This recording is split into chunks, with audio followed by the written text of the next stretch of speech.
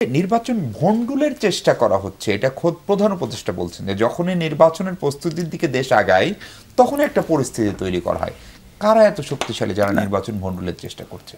প্রধান উপদেষ্টা সাহেব তো কারা ভণ্ডুলের চেষ্টা করছে তা তো উনি বলেছেন, কিন্তু পরবর্তী বলছেন যে কারা এটা চাইতেছে এবং এর ইঙ্গিত ইশারা কোত্থেকে আসতেছে। এই যে এটা নিয়ে উনি গোপালগঞ্জের অবস্থা, তারপর হলো সচিবালয় বারবার আক্রমণ, একটা দেশকে একটা অস্থিতিশীল করা, অস্থিতিশীল যদি এই স্থিতিশীলতা আনতে না পারে পুলিশ বাহিনী, তখন মনে করে যে এই এত ছোটোখাটো ব্যাপারগুলো তার নিয়ন্ত্রণ আনতে পারে না, তার ভোটটা নিয়ন্ত্রণ করবে কীভাবে। উনি কিন্তু তার নাম উল্লেখ করেছে কারা এই কাজটা ভণ্ডুল করার চেষ্টা করতেছে। ওনার সাথে আমরা বৈঠক করছি, প্রথম দফা 4টে দল বৈঠক করছে, আমরাও ছিলাম সেখানে উনি এই নির্বাচনের ব্যাপারে খুবই আন্তরিকভাবে কথা বলেছেন যে আমরা এটা চাইতেছি এটা ভালো এমন একটা নির্বাচন করবো যা ইতিহাসে 53 বছর মানুষ আর কখনো দেখে নাই, আমরা এটা বলেছি। তারপর উনি আইন শৃঙ্খলার যে ঘটনা সেগুলো উনি বললেন, আমরাও প্রস্তাব দিলাম, আমরাও বললাম তাকে যে এইভাবে আপনি আগাইতে থাকেন এই অবস্থা। এখন কি মনে হয় যে নির্বাচন করার মতো আইন শৃঙ্খলা পরিস্থিতি আছে বা লেভেল প্লেইং ফিল্ড তৈরি হয়েছে?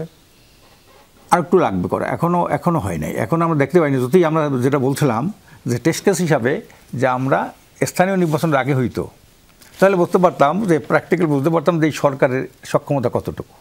এইটা নিয়েও একটা কিন্তু দোলাচল চলতেছে যে একটা দল, অধিকাংশ দলেই কিন্তু স্থানীয় নির্বাচন আগে চায়, একটা দলেই তারা এটা চায় না। কেন চায় না এটা কিন্তু এদেশের জনসাধারণও বুঝে ফেলাইছে যে কেন তারা স্থানীয় নির্বাচন আগে চায় না। কেন চায় না? চায় না এই জন্যে আমরা বিগত দিনে কী দেখেছি যে একজন এমপি যখন থাকে তখন উপজেলায় তার প্রার্থী থাকে, দেখা গেছে তার ভাই উপজেলা চেয়ারম্যান থাকে, আরেকজন শালা ভাইস চেয়ারম্যান থাকে, হ্যাঁ কিছু করেন চেয়ারম্যান থাকে, এভাবে এটাকে সে নিয়ন্ত্রণ করে এবং বিশাল অঙ্কের একটা মনোনয়ন বাণিজ্য করে তারা। বিগত দিন আমরা দেখেছি, এমপিরা দেখেছি তারা এটা করে।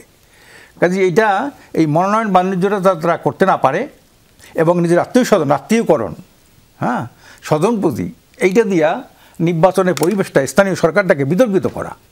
শুধু তাই না, যদি তার এন্ট্রি থেকেও যায় তখন আমরা দেখছি যে উপজেলা চেয়ারম্যান এবং এমপির মধ্যে বিষয়টা দ্বন্দ্ব তৈরি হয়ে যায় এবং একজন এমপি, দুঃখজনক হলে সত্য, যে হলো আইনসভার সদস্য, এমপি তখন আইনসভা না, উনি যে একজন প্রাইমারির পিয়ন কেমনে নিয়োগ হবে সেখানে উনি যে নাক গলায়।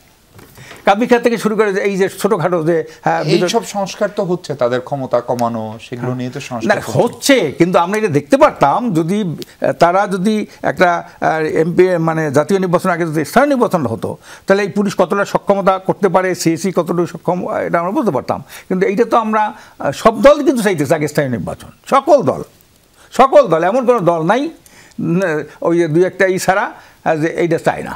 এটা আমরা চাই যদি আমরা প্র্যাকটিক্যাল বলতে পারতাম যে উনি কতটা সক্ষম যদি স্থানীয় নির্বাচন আগে হতো।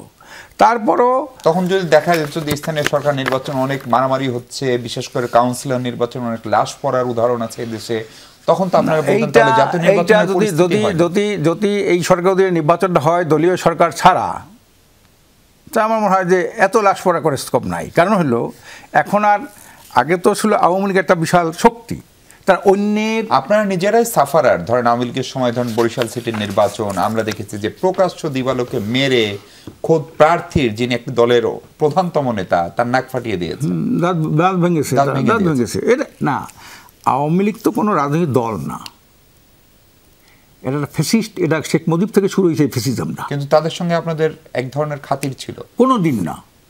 ওই একটা প্রমাণ দেখেন আপনি, এইটা বিএনপি বলে। আচ্ছা, যে এই যে এটা খাতিল, এটা বিএনপি বলে। আমাদের কি হয়েছে, আমাদের কতটুকু লোক, 400-500 লোক জেলে ছিল, আমাদের ছাত্র আন্দোলন কেন্দ্রীয় সভাপতিকে চরমভাবে নিয়ে নির্যাতন করছে এই আওয়ামী লীগ। হ্যাঁ, কাজে এখানে তো খাতিলের এই প্রশ্নটা কি আসে? খাতিল তারা বলে আমরা স্থানীয় সরকার নির্বাচনে গেছি, বিএনপিও তো গেছে। আমরা মেয়র নির্বাচন করছি, বিএনপি তো করছে। সাদাত উনি মেয়র নির্বাচন আওয়ামী লীগ আমল করছে না, ইশতাক আওয়ামী লীগ আমল করছে না। এখন আবার দেখেন তাদের সেই বৈধতা যখন ছিল অবৈধ, এখন সে আইনগতভাবে সেহান মেয়র হইল ডক্টর সাদাত, ইশতাক সেখানে ঘেরাও দিয়ে রাখে নগর ভবন।